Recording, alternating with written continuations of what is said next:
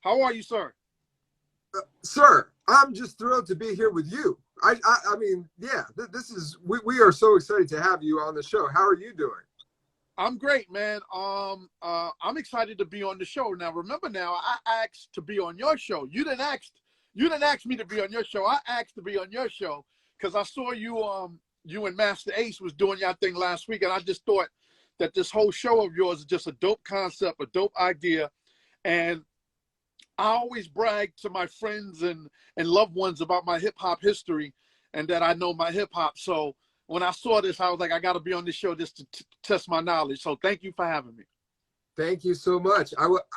Listen, we were going to keep that part private. We were going to make it seem like we reached out to Mister Cee, but you know, we appreciate the honesty. Yes, you popped into our Master Ace game last week, and you were like, I want a piece of this.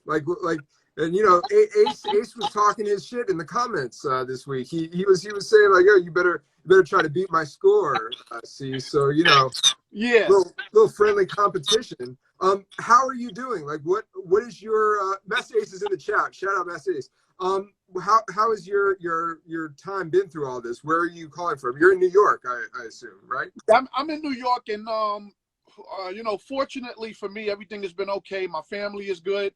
I'm safe. My family is safe. I did, you know, lose a couple of friends. You know, rest in peace to DJ Lance from Brooklyn, New York. He is basically like my DJ father.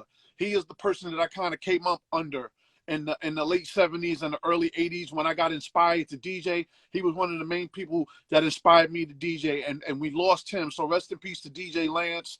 And, you know, just a couple of friends that I lost along the way. But most importantly, DJ Lance was probably the closest person that I lost during this whole pandemic. So rest in peace to him, and condolences to his family, the Walker family. Yeah.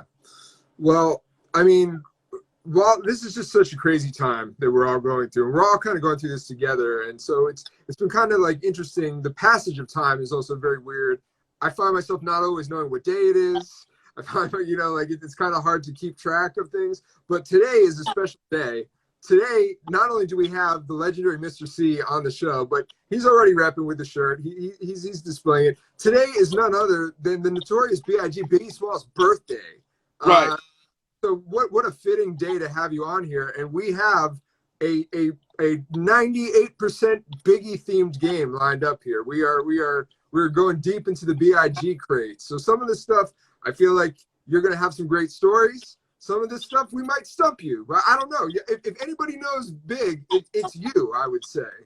So I would hope so. I mean, you know, all day today I was like, is these guys going to take it hard on me, or are they going to take it easy on me? So I'm just looking forward to these questions, the trivia, and see what you guys got for me. And honestly, the people that's watching, the people that's viewing, don't help me with the answers. He doesn't want to help. He doesn't want to help.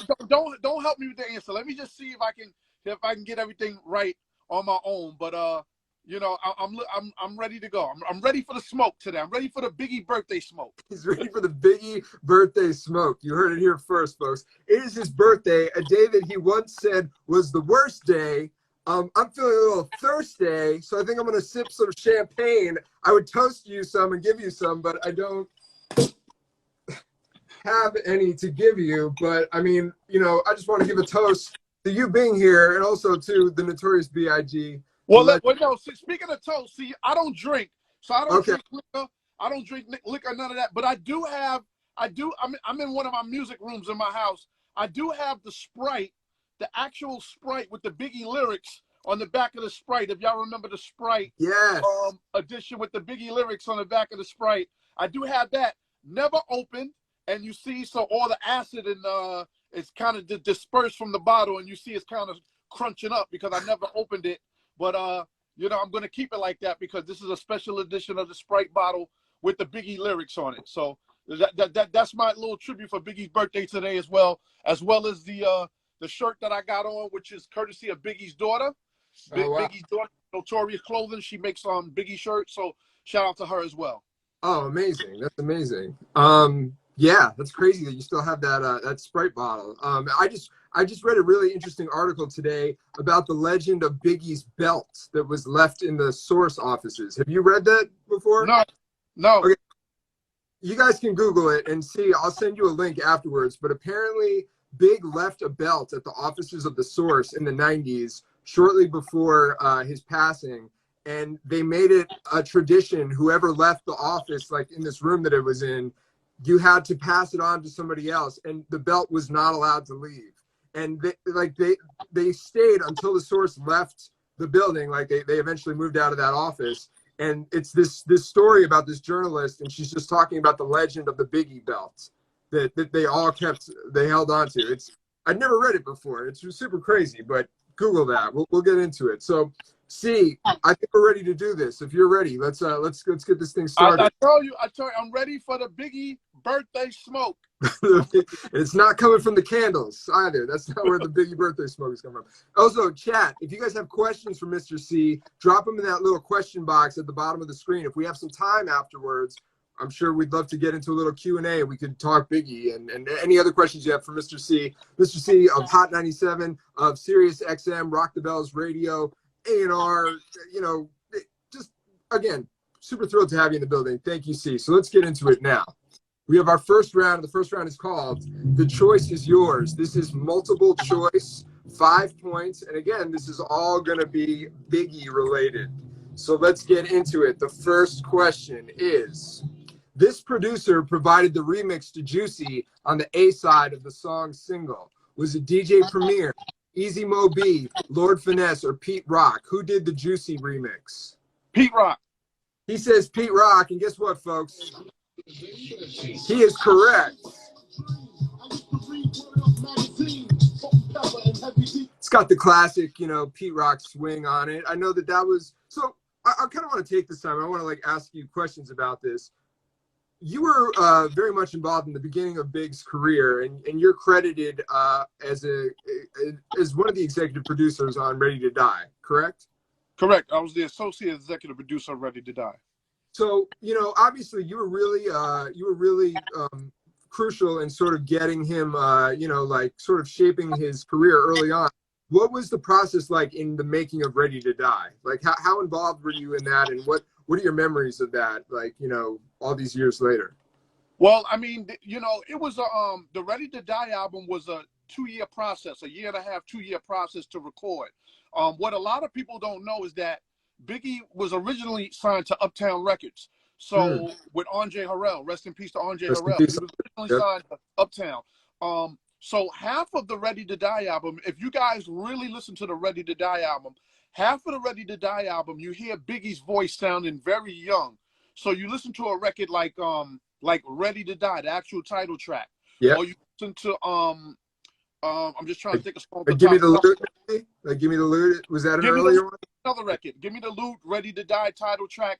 He sound very young because them records was recorded in 92, early 93.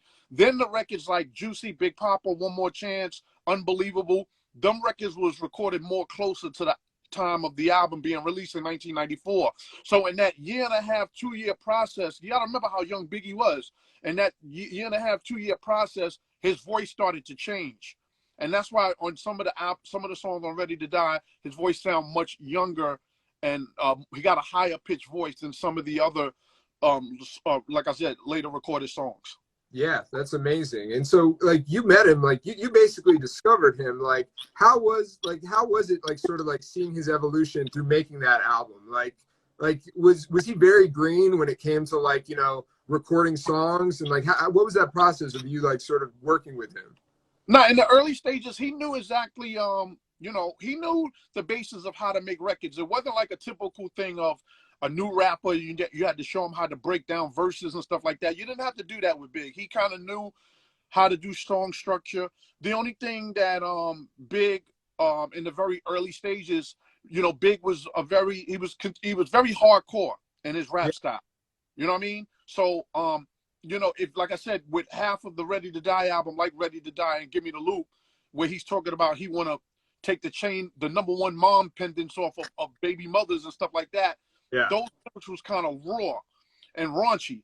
And in actuality, the original title of Ready to Die, Biggie didn't want to call the album Ready to Die. The original title of Ready to Die was going to be, Biggie wanted to name the album The Teflon Don. That's when he originally wanted to name the album. And he wanted to name it the Teflon Don, because at that time John Gotti, who was a big mobster in New York, he was like the thing at that time. He was always in the news, and so Big wanted to name the album the Teflon Don, and Puffy convinced them to name the album Ready to Die and make it a story about that he's ready, that he's ready to die, and of course, like the whole narrative arc of his life, that whole thing. So it was really Puff that made Big change the album title and kind of like make the album surround the album title. Hey, see, you're blowing some minds right now in the chat with that little tidbit about the original title. We might have to use that in a future game. If you listen to some of those rhymes from Ready to Die, he says he calls himself the Teflon Don. Yeah, I definitely remember hearing him say that. Wow, that's crazy. All right, okay. Well, wow, this is going to be a good one. We're off to a great start already. All right, we're on to the second question. So far, so good, C. All right, which of these artists does not make a cameo in the One More Chance music video? Is it D Nice, Luther Campbell, Busta Rhymes, or Craig Mack? Who is not in the One More Chance music video? Uncle Luther Campbell. He says Uncle Luther Campbell. C, this is a little bit of a trick question. It was Busta Rhymes. Busta Rhymes is in the Big Papa video, but he is not in the One More Chance video. C, I'm sorry, but point off. Were you around when they were making those videos? Like, how involved were you for any of the videos and singles for? I wasn't around that time because at the time when Ready to Die was first kind of taking off, that 93, 94 period, I had just started my run at Hot 97 in New York. Right. So I was so busy doing Hot 97, and not only just doing Hot 97, I was also busy making that transition from becoming Big Daddy Kane's DJ into becoming Mister Cee the DJ. Right. So making that transition, it started from 92 into 94 with me doing mixtapes, and then doing radio, starting off at Hot 97 in 1993. So the more that I became concentrated on, focused on Mister Cee's solo DJ career away from Daddy Kane, the more that I really didn't get to see Big face to face as much. Especially like for a music video, like, people, especially back then, people think it's a 3-minute song. A music video is like a 12-hour day, a 14-hour day. So if you're doing your thing, you're off building the Mister Cee brand. You can't necessarily hang out all day at this like house party where they're, And then also at that time, even from the Big Daddy Kane era into when Biggie kind of started with the videos, I was never really a fan of being in videos. Even if you look at some of the Big Daddy Kane videos, I'm in some, but then I'm not in others. I wasn't really a fan of being in videos like that because of the all-day process. It's a 12 to 15-hour day just sitting there waiting for your turn to shoot a scene or whatever the case is. So that was never really my thing. I was more big on making appearances in other people's videos and just popping in. Like, tell me when I need to be there. I'll show up, do the little 2-minute, 5-minute, whatever. You get the window. You get a really small window. If I had to sit around and wait 12 hours to be in one scene, I wasn't doing it. Yeah. Smart man. Shout out to Busta Rhymes also, who just celebrated his birthday yesterday, actually. Yes. Yep. All right, we're going to move on to the next question in this round. Which of these establishments does not get name checked in Big's Going Back to Cali? Is it Roscoe's, House of Blues, In-N-Out, or Fat Burger? Which of these establishments does Biggie not mention in Going Back to Cali? In-N-Out. He says In-N-Out. We're going to do a little prove out. I have it here. House of Blues. That is correct. In-N-Out was the correct answer. He knows his Biggie stuff, guys. He knows a thing or two. So that was the life after death era, obviously, by that point. And by that point, you were really, moving in the direction of Hot 97. Like, were you at all involved in Life After Death or around for any of that process, or was it mostly just the first album with you? No, I wasn't involved in Life After Death at all. I had no involvement with Life After Death.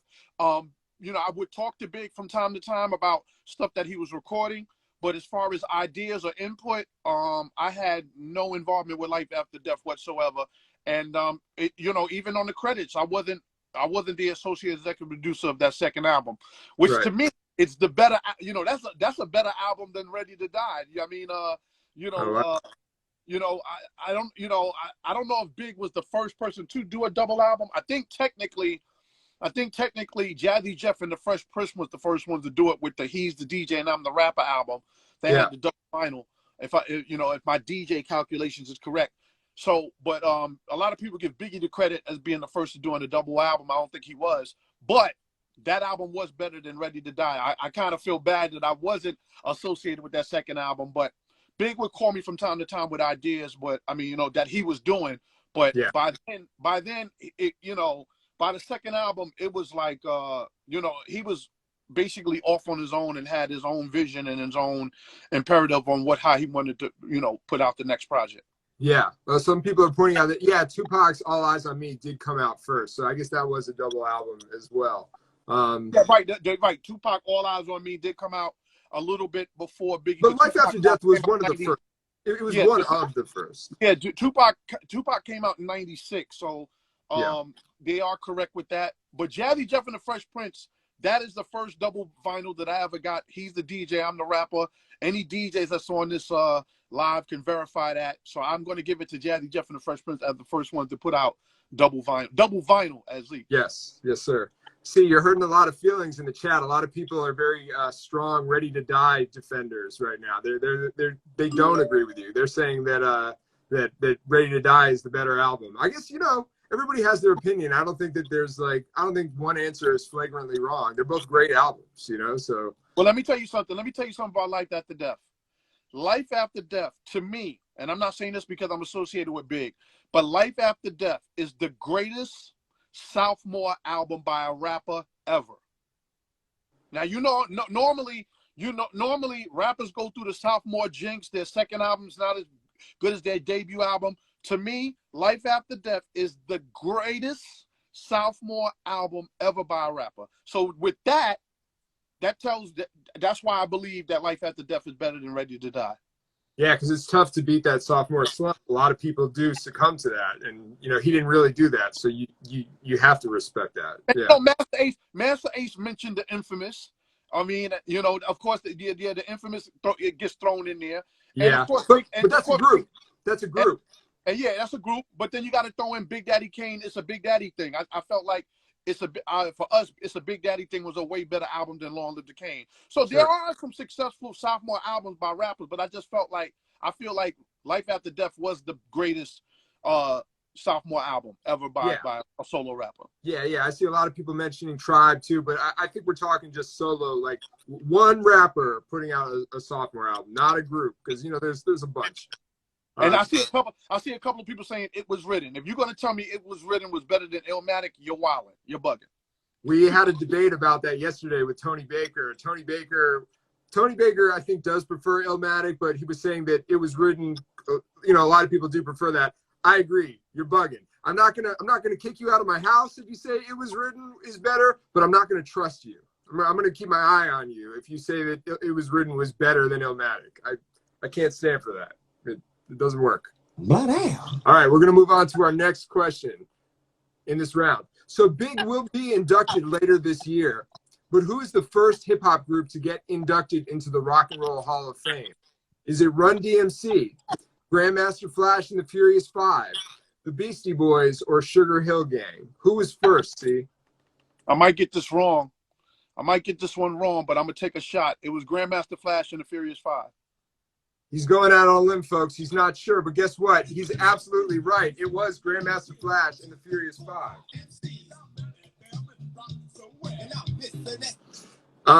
Shout out to the Academy for getting it right, because that should be one of the first groups, if not the first group that they induct. We kind of throw that one in there because sometimes you think, like, when it comes to these establishments that aren't hip-hop at its core, they might have given it to a Beastie Boys or a Run DMC. No disrespect to them, but obviously they weren't the first, like Grandmaster Flash and Furious Five are pioneers, Absolutely, and they deserve to be the first ones. Absolutely, and I know that Big was it was supposed to happen, I believe earlier this month or last month. They've had to postpone that now because of everything that's going on. But you know, it's amazing that, you know, Big is going to be in this Institute of Popular Music where he absolutely belongs, you know? Yeah, you know, to be honest with you, I didn't think he was going to get in, because in the early process of the voting, you know, like, you know, myself and Faith Evans, you know, and Little C's and Little Kim, Diddy, everybody, we was all like posting for people to vote, And when I was looking at the statistics, like Big was way down in the voting process for a while. And then out of nowhere, you know, people just started voting. So, salute to all the true Biggie fans out there that really made it happen to get him into the Rock and Roll Hall of Fame. Amazing. All right, see, we're going to move on to our second round. The second round is called Picasso Baby. So in this round, I'm going to show you a piece of an album cover, and you have to identify what the album is by the little piece of it. So we're going to move on to the first question in this round. Here we go. What album cover is this? Is it 112, self-titled album? Shaquille O'Neal, You Can't Stop the Rain?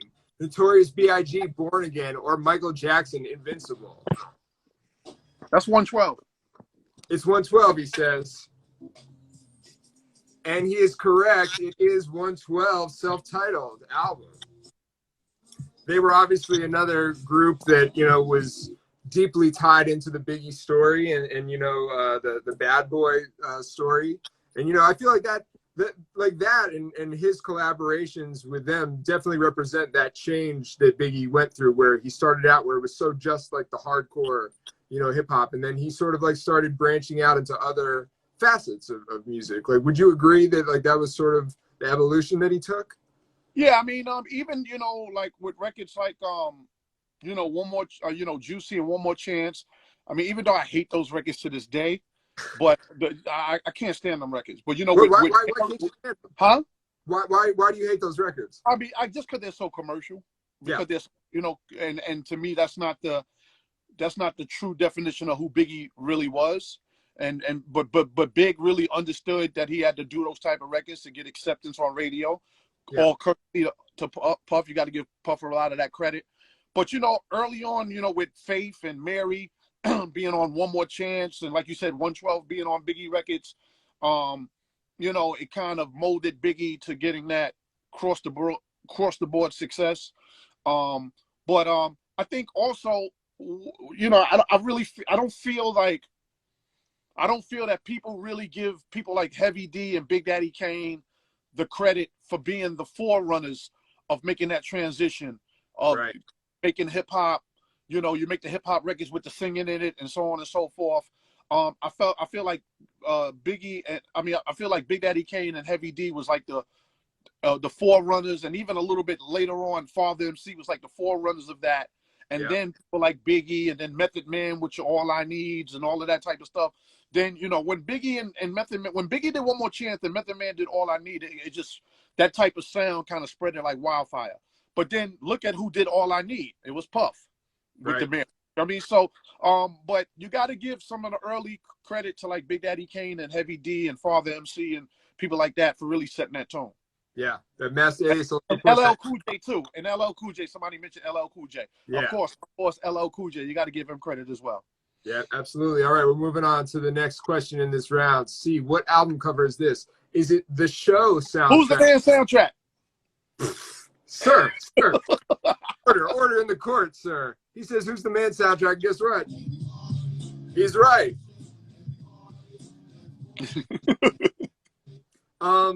That was obviously, you know, that was his first single, was basically off that soundtrack, The Party and Bullshit. And tell me about the genesis of that record.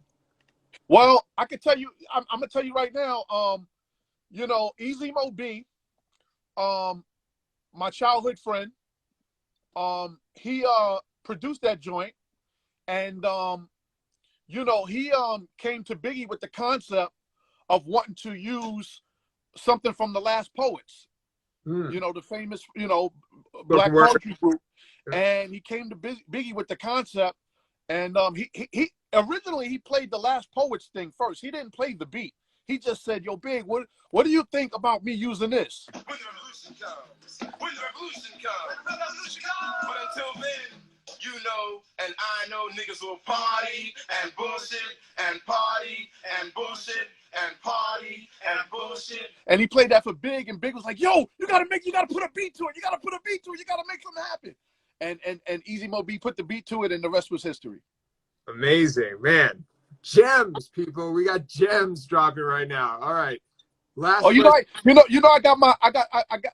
I got what's called my Bible right over my phone. My Bible is my laptop, so I got that over there in case I got to play some music for you. He's a DJ, folks. He's ready to DJ on another show. He's got the laptop ready. I mean, you got to respect it. All right. The last question in this round, C.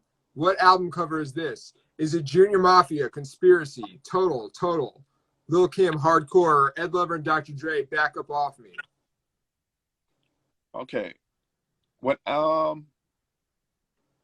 It's a head scratcher. That's hardcore, Lil' Kim.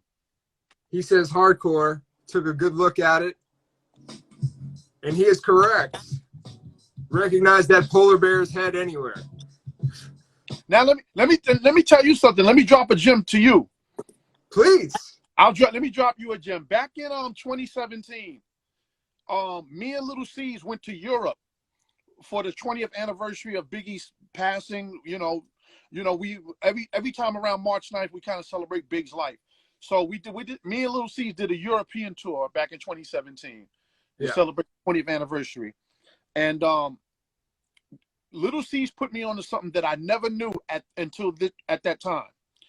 Do you know that Biggie, from 1994 to 1997, Biggie was associated with 5 platinum albums in that short amount of time? Can you name the albums? 5 platinum albums. Okay, 5 platinum albums in what? From 1994 to 1997, Biggie was associated with 5 platinum albums in that very short amount of time. Name the 5 albums. Okay, I want to say Ready to Die. Yep. 112. No. The Shaquille And nobody O'Neal. gives the answer. Nobody gives the answer. Shaquille O'Neal. No. See, I don't know this. Come on, man. I'm failing miserably here. Lil' Kim. Little Kim is 1. You got Ready to Die and Little Kim Hardcore. Give me 3 more. I mean, 97. So would Life After Death also be in that window? Yeah, but you can't. But how many albums you count Life After Death? 1 or 2? Ooh, well, now that you brought it up, it makes me want to say 2. It makes me want to say 2. There you go. So that's 4. That's 4 albums. So 1 more. So it wasn't 112. It wasn't. Fuck. What else are you? Chat, help me out here. No, Reasonable Doubt wouldn't have been. Everybody, shut up! Shut up! I'm stumping him tonight. I'm stumping him tonight. It sucks. No. 5, 4, 3, 2, 1. All right, what the was 5 albums are Ready to Die, Life After Death, which was a double album, Little Kim Hardcore album, and Junior Mafia album. Junior Mafia. What the hell was stopping me? But isn't that incredible? In that short amount of time, from 94 to his path to the 97, he was associated with 5 platinum albums. I should have gone with the easier picks. I was getting too heady. I was saying, the Shaquille O'Neal album. Like, and I know Shaq did well, but maybe he didn't go platinum. I don't know. Jeez. All right, Steve, you have humbled me. I came in here feeling a bit taller. You made me shrink a little bit. I deflect to you with respect. Are we ready? Let's get into the 3rd round of the night. 3rd round is called Digging in the Crates. This is a round that is all about samples. So what's going to happen is I'm going to ask you a question and then play you a sample. You have to answer the question about the sample. So let's get into it. First question is, Oliver Sane's On the Hill is sampled on a Biggie collaboration from this artist's album. So I'm going to play you that sample.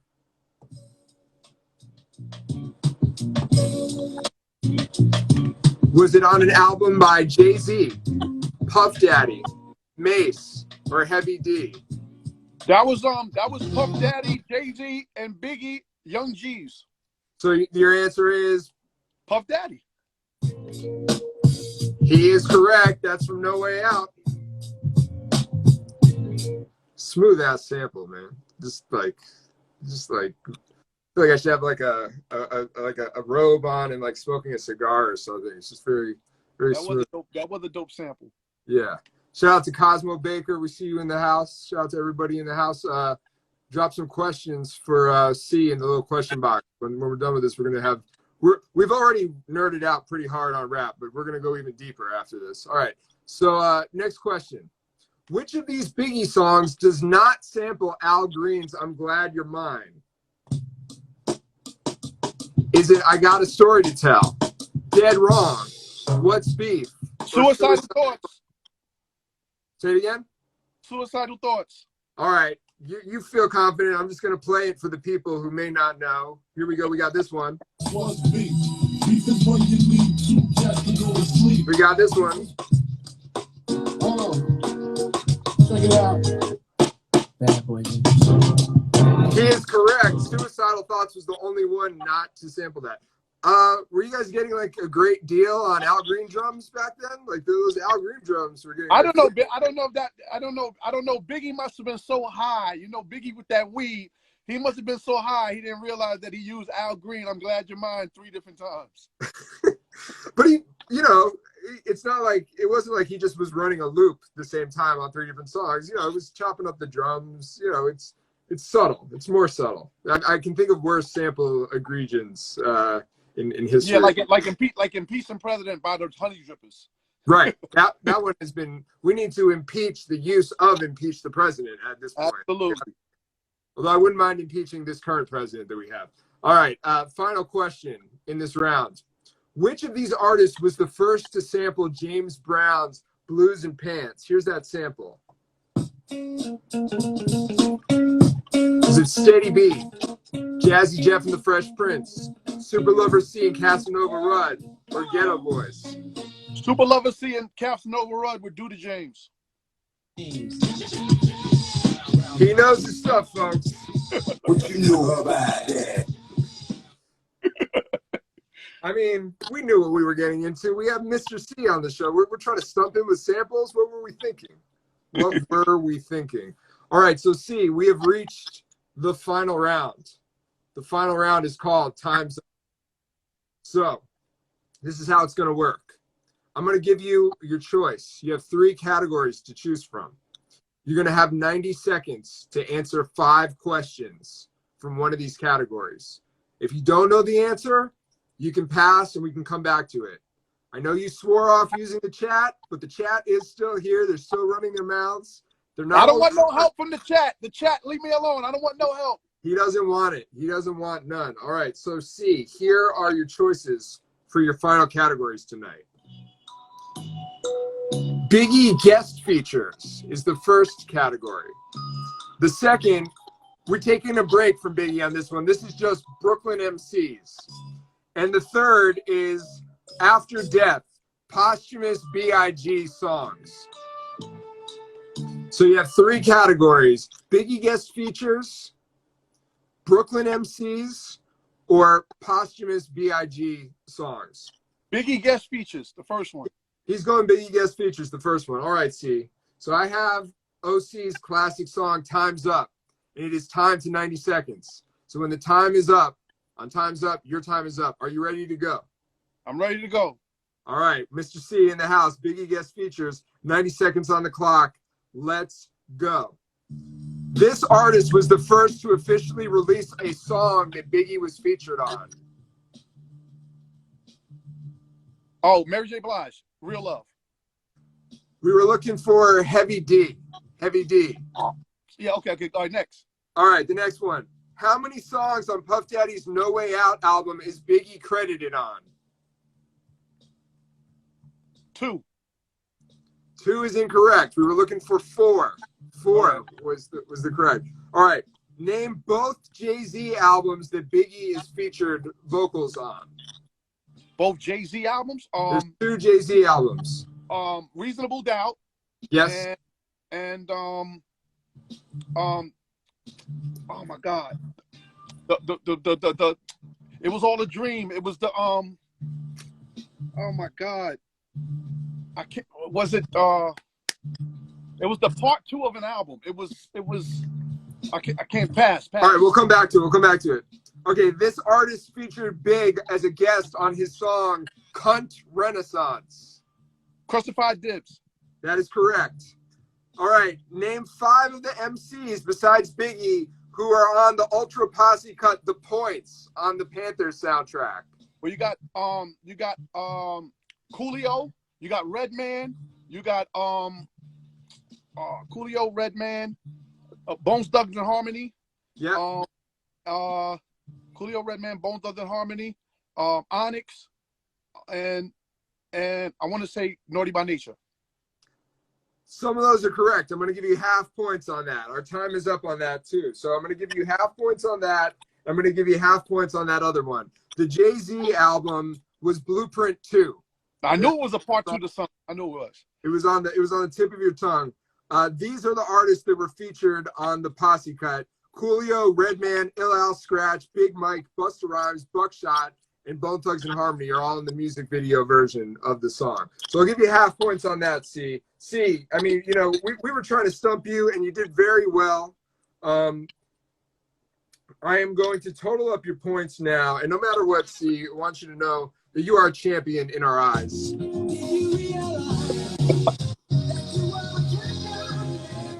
C, I'm going to do the part that I hate the most. I'm going to do some mental math. But while I do that, can you let the people know? I have 2 questions for you. One, who would you challenge to come on this show? Who do you think that like we should bring on this show next? Who do you think would do like good on this show?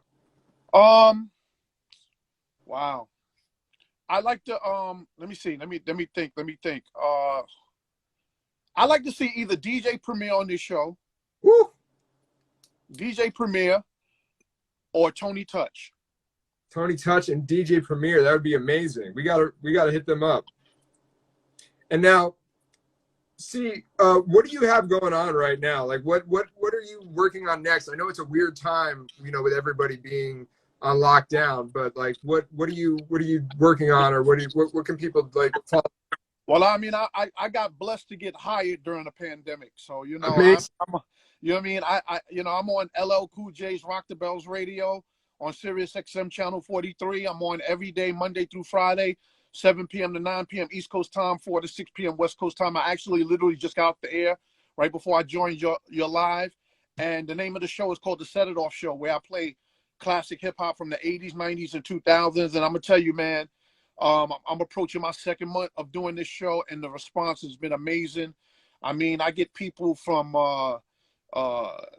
Arkansas to Kansas to Seattle, Washington, to, of course, New York, to LA, just all over the country that really supports the show. And the one thing that I really enjoy about doing this show is that because Sirius XM is on in all of America and all of Canada, I get to play the classic hip hop, not only from New York or from the West Coast, but I get to play classic hip hop from the South and from the Midwest. Right. So you're going to hear some Mac Dre. You know what I mean? You're going to hear some, you're going to hear some 3 6 Mafia. You're going to hear some 8 Ball and MJG. You're going to hear, you know what I mean? Trick Daddy and Trina. You're going to hear a little bit of all of that. You're going to hear some Tech 9. You know what I mean? Or whatever the case is. I was just telling Master Ace a couple of weeks ago that I had to do some extensive homework on MF Doom because I didn't realize how big MF Doom was nationally as far as his music. So, or Insane Clown Posse. You know what I mean? Like, you know what I mean? Like, but you hear all of that on the Set It Off Show with me in the mix Monday through Friday, 7 to 9 p.m. East Coast time, 4 to 6 p.m. West Coast time on LL Cool J's Rock the Bells Radio, Sirius channel 43. Amazing. Yeah. And I mean, that's our kind of show, because that's exactly what we, tonight we did all-Biggie, but normally we're kind of pulling from all eras, all times, we're all about that. So, see, I've told your points. You got a very respectable 11 out of 15 right. That puts you right up there with some of our heavy hitters. We're working on our leaderboard. We're hoping we have some plans to do some head-to-heads. I see Master Ace is talking a lot of shit right now in the What chat. Is Ace saying? Because I'm paying attention to you. What is Ace saying? Did I beat Ace? Did I beat Ace? I need to confirm. Maybe Steve Wonder, if you're in the chat, can you please confirm this for us? I know that it was damn close. Let me see if I can pull it up. But, we are working on a version of the show where we're going to have people going head-to-head. So we'd love to have you back. And maybe I would love to come back. I would love to come back. I think this is a great thing that you're doing. I don't know how long you've been doing it. We've been doing it for about 2 years. Live in Los Angeles is a live event. And then we've been doing it online pretty much since the pandemic started, like in March. So this was originally a live event, and we were starting to branch out to do it in New York, in Florida, and Mad Skills was doing it in Virginia. Like, he's been working with us. But we obviously everybody's inside, so we figured we would bring the game to people through the internet, you know. So well, I would lie, you know, what you know, if you want me to come back, I'll come back. If you want me to be a part of it in any type of way, just let me know. Stuff like this is needed, you know, not even just because of the pandemic, just for information and just for knowledge for our younger hip hop fans that want to be inquisitive enough to find out about the history of hip hop. You know, this type of platform is needed. So whatever I can do to help, please don't hesitate to text me. You have my you know, my cell phone number. Whatever I can do to help make the platform bigger. We need this right now. This is more important than the shade room. You know what I mean? Hey, listen, you can say that. I can't say that, but I am going to pull this and post it later. Hey, Ace, I just checked the score. You got 10 out of 15 right. C got 11 out of 15 right. I'm just saying, we can hash this out later. C, do you have some time? Can we take some questions from the... Whatever you want me to do, I'm here, man. I'm here. Let's do it. All right. If you guys have questions, drop them in here. I see you have a lot already. Let's get into them. All right. So Steve Wonder asks, what was the Show and Prove video shoot in Block Party like? That's a great question. For those that don't know about this song, this is a Big Daddy Kane song called Show and Prove that featured Old Dirty Bastard, Jay-Z. This was one of Jay-Z's early kind of recordings. We did this song in 1994. So we had Old Dirty Bastard, Jay-Z, Shaheem the Rugged Child was on the song, and Sauce Money was on the song, and we did the video in my projects where I grew up at, Lafayette Garden Projects in Bed-Stuy, Brooklyn. Yeah. And one of the difficulties of shooting that video was that we couldn't get Old Dirty Bastard to be in the video. Like, Kane kept calling Old Dirty to come to my projects to shoot the video. It was a 2-day shoot. Yeah. Because actually we shot one day for a song called In the PJs, and then this day 2 we shot the Show and Prove video. All day on the second day for the Show and Prove video, we kept calling Old Dirty to be in the video. He wasn't showing up. We got word. Well, Kane got word where Old Dirty Bastard was at. He was hanging out in Fort Greene projects, getting drunk, hanging out, and Kane had to send some fellas over there to drag him to our projects to be in the video. So that's the story within the story of Show and Prove. But it's that's one of, you know, that's a great song. DJ Premier produced Show and Prove, for those that don't know. He did the beat, and that was the story behind the video of Show and Prove. Amazing. All right. We got another one. This is from Frank Wonder 617. What's your favorite Big song? I'm a weirdo when it comes down to Big records. Like, one of my favorite Big songs is Friend of Mine. That's on the Ready to Die album. Don't ask me why it's my favorite, but that's one of my favorites. You know, the actual the song oh my God, You're Nobody Till Somebody Kills You is another one of my favorites. Yeah. Because to me, it's like, how do you take a song from Dean Martin? How do you take a song from Dean Martin? Queuing it up, folks. You're queuing it up. Let me just play the Dean Martin record. How do you take this?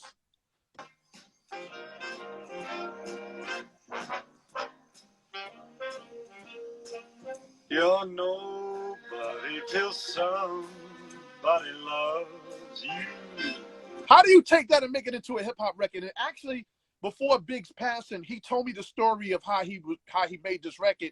He saw a commercial.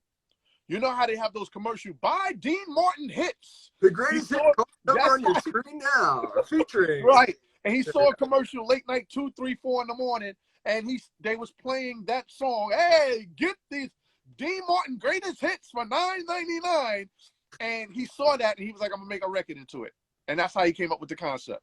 An interesting form of digging in the crates, digging in the commercial credits. All right, let's see what else we got here. How did you get the name Mister Cee? Asked Squirt Dog. My original DJ name was Mister Cee.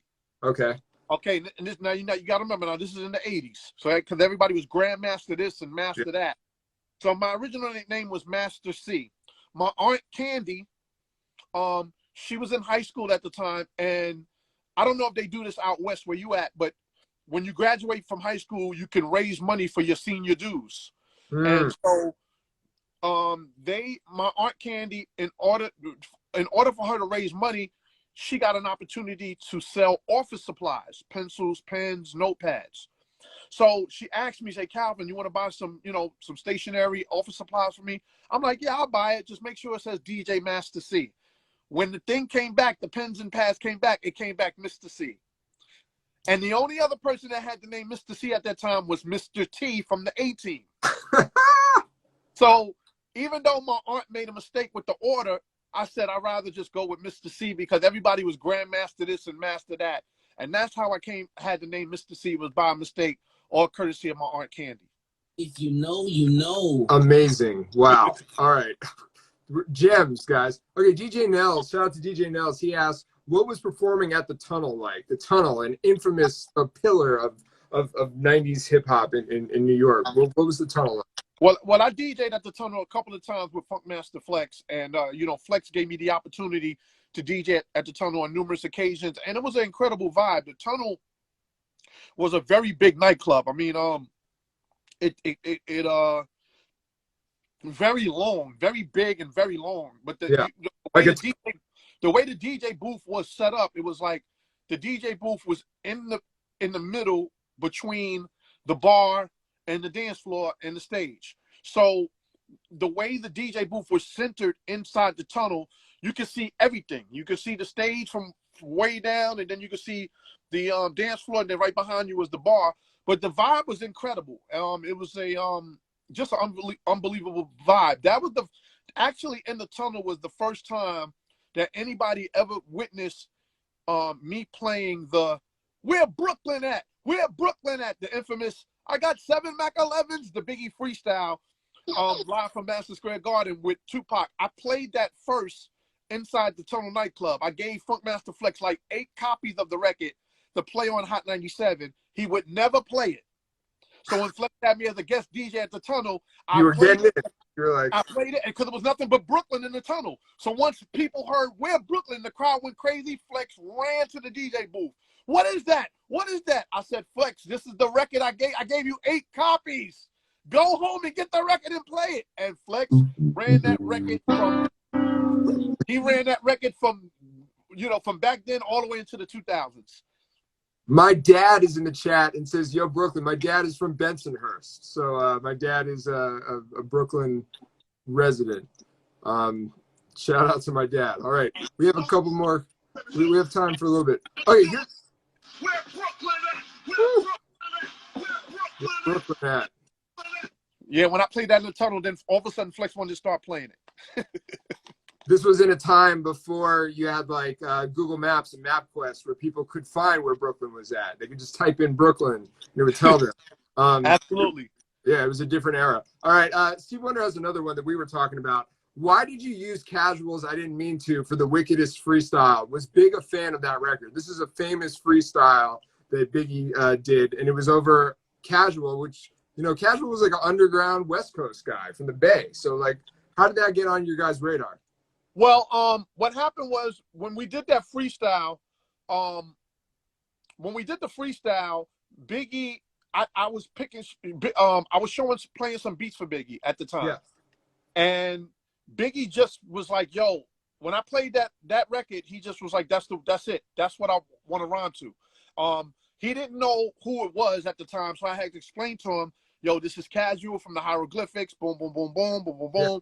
Yeah. I played the actual Casual record before we started the freestyle. And then Big was like, okay, after he heard Casual's verse, I played the first verse, then Big was like, okay, I know where I'm going to go with it. And this is what he came up with. Like I said before, Junior Mafia clique, hardcore, representing Biggie Smalls in the house, check it, Biggie Smalls is the wickedest. Say I dare you to stick your lips. So it was just like we were just going through current hip hop records at that time, and that record was, that record was kind of a big record in New York for us, and so I played it for him, and he loved it. Amazing! Wow, great little tidbit there. All right, let's see what else we got. What do you think was the best hip hop album within the last 10 years? Asks DJ Phil Illskills. What in hip hop has resonated with you? I think the best hip hop album within the last 10 years, I'm going to have to go with Get Rich or Die Trying and 50 Cent. It's off the top of my head. Yeah, well, that was actually almost 20 years ago. That was like the early 2000s. So like, oh, you said 10 years, right? He said 10 years. Okay, I'm sorry. It's difficult. The past 20 years all seem like the same. Like it's like the 90s or the 80s. Yeah. So you're talking something in the late. You're talking something in the late. You're talking 2010 to 2020, I guess. Okay. So 2010 to 2020. You might have to come back to me on that. We'll come back. I mean, are any of the new guys like? Are you into like the Kendricks or the Coles or like? I'm not. You know, I'm gonna keep it funky with you. I'm not as big of a fan of Kendrick like everybody else is. Sure. I'm just not. You know, it's just not because he can't lyrically rhyme. He's an incredible rapper to me, but I'm gonna just be honest. I don't see what the hype is about. I don't get the hype for him. Like, you know, now I like J. Cole better than Kendrick. Okay. But maybe it's maybe it's an East Coast thing. I don't know what it is with me. But we all have our taste. I like J. Cole better than Kendrick. Kendrick is incredible, but I think musically, I don't like Kendrick's music as much as I like J. Cole's music. Yeah. Not the rhymes, just the music. Equally, they dope rappers, but Kendrick's music don't excite me as much as when I hear J. Cole or when I hear Drake or, or some of the other cats. Musically, I just feel like I'm not excited for Kendrick's music. It's not your flavor. I get it. It's all good. All right, let's see what else we got here. We have time for a few more. Master Ace, I don't know if he's trying to stir the pot here or not, but he says, tell us some of the artists you produced for and why did you stop producing music? That's a great question.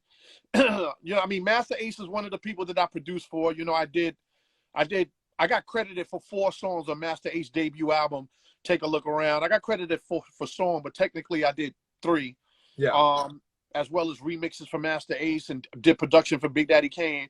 And mainly the reason why I stopped producing was because I really started getting into the craft of DJing, as far as DJing at parties. And like I said earlier in the conversation, building the Mister Cee brand as a DJ, because I was only known as Mister Cee, Big Daddy Kane's DJ. I was more known to be Big Daddy Kane's DJ even more than a producer. And then, there's a part of me that wish I would have stuck with producing. If I would have stuck with producing, maybe I would have been like Premier, or maybe I would have been like Pete Rock, or whatever the case is, as far as that status, or whatever the case is. But the passion for me DJing kind of kicked over after I made the transition from being Big Daddy Kane's DJ into being a party and radio DJ. So that kind of just took precedence over the producing, and that's why I stopped producing. Yeah, I mean, listen, everything worked out the way that it was supposed to, because you've had a very And in this room, I got studio stuff that I've never used, like, that I've never ever used, like, because once I stopped producing, that was it. I just focused totally on the DJing aspect of it. Or whatever the case is. So that's what it was. Totally. All right, we got. I think we have time for like one more, because I know this thing is going to cut us off in an hour. But Ms. Cassie asks, what is your best memory with Big? I got so many memories. I shared some of my stories today on Rock the Bells Radio about my memories with Big. I got so many memories. One quick story I'll tell y'all. I had to DJ a party in Raleigh, North Carolina, back in like 1992. It was at a place called the Zoo, and I brung Biggie with me. Biggie had the Real Love record with Mary at the time, so I brung Biggie with me, and I brung MC Out Loud, who was with the group Blase Blase when the East is in the house. Oh my God, danger! They came with me. 50 grand, Biggie's first DJ, came with me, and we drove to Raleigh, North Carolina, to this place called the Zoo for me to DJ a party. We was running late. We left the day of. We was running late. So we get on the New Jersey Turnpike, we get pulled over by police. Everybody in the car got weed on them. So I'm hoping that nobody gets caught with any weed. I don't smoke or drink. I'm just hoping nobody gets caught with weed. We get past police. They didn't catch us with any weed in the car. We keep going. As we're going to North Carolina, Big is like, yo, C, man, I'm hungry. I gotta eat. I said, Big, we can't make no more stops. I'm running late. Big, every 10, 15 minutes, C, we gotta eat. I gotta eat. I'm like, Big, we cannot stop. It got to the point where Big was tearing in his eye. Tears was coming down his eyes because he was hungry. Wow. And this is early Big. This is 1992 Big. Tears was coming down his eyes. We pulled over at a Roy Rogers truck stop. And I never saw a person eat hamburgers and fried chicken at the same time. Big was eating hamburgers and fried chicken at the same time. And that's one of my, memorable moments of hanging out with the B.I.G. Amazing. All right, we're gonna get cut off in a minute here. What's your time looking like? Do we want to do a little bit more, or should we cut it off now and do it another night? If you want to, we can keep going. It's up to you. My time is free, man. My time is open for you. So, if you want to keep going, we can keep going. We have a lot more questions here, and you know what? It's Big's birthday. I think we should extend it. So rather than get cut off, what I'm going to do right now is I'm going to end this, and I'll save it, and then we'll hop back on. So, Instagram only gives you an hour. So everybody, we're going to log off and come right back on. We'll log off and come right back on. For B.I.G's birthday today. Come on back with us.